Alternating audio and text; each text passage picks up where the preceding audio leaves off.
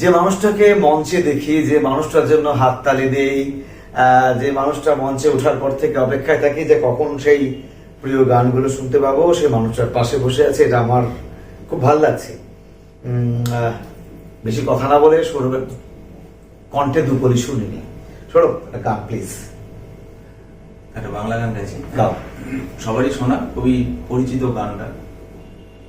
দেখেছি তোমাকে ফুলেরই আসরে, দেখে যে মন ভরে না, ফিরে ফিরে দেখে যাওয়া দুরাশা জাগে প্রাণে। দেখেছি তোমাকে ফুলেরই আসরে, দেখে যে মন ভরে না, ফিরে ফিরে দেখে যাওয়া দুরাশা জাগে প্রাণে। দেখেছি তোমাকে। অসাধারণ। বলার অপেক্ষা রাখে না, যে কথাটা আমি বারবার করে বলি, আমি ভুল বলি না, সেটা হচ্ছে যে জলপাইগুড়িতে এই মুহূর্তে কুমার শানু কোনটি একজনই, সৌরভ বসু। মানে ওর সঙ্গে কথা বলছি তখন একরকম গলা, আর যখন তুমি গাইছো তখন আরেক রকম সুরে তুমি চলে যাচ্ছ। সচিদানন্দ স্যার থেকে শুরু করে রফিকুলদা সবাই কিন্তু একটা কথা বলেছে, সৌরভ খুব সুরে গায়, এটা দারুণ। এখানে আরেকটা কথা জিজ্ঞেস করেনি সৌরভ, যে তুমি হিন্দিতে কথা বলতে সক্ষম? মানে হিন্দিতে সক্ষম না, তাহলে এত সুন্দর তুমি প্রনাউন্সিয়েশন কি করে করো? মানে কুমার শানুর গান, কিশোর কুমারের গানের প্রনাউন্সিয়েশন, হিন্দি প্রনাউন্সিয়েশন খুব টাফ, আমি আমাদের বাঙালিদের ক্ষেত্রে বলি। তো কিভাবে ওটা গানে করতে? গানের সময় সেই তো অসুবিধাটা হয় না। হ্যাঁ, সেই হিন্দি গানের ক্ষেত্রে সে ব্যাপারটা চলে, কারণ গানগুলো এতটা ইয়ে হয়ে গেছে। আচ্ছা, সেই ক্ষেত্রে সেই অসুবিধাটা হয় না।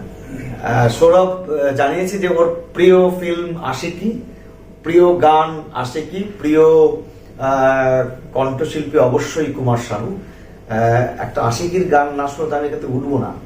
মিষ্টি খাওয়ালে, এত কিছু খাওয়ালে, খাওয়া দাওয়ার পর আশিকির গান তো শুনবো একটু আর কি।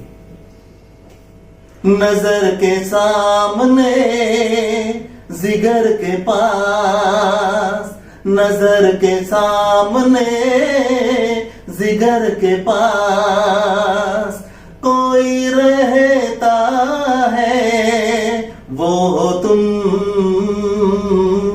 नजर के सामने जिगर के पास, नजर के सामने जिगर के पास कोई रहता है, वो हो तुम।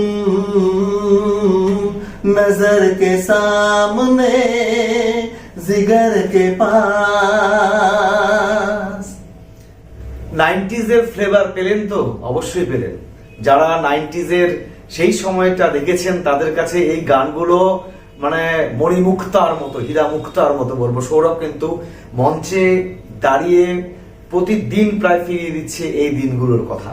এই দিনগুলো আমরা পাচ্ছি ওর কাছ থেকে। তার জন্য সমস্ত 90s লাভারদের পক্ষ থেকে সৌরভ, থ্যাংক ইউ।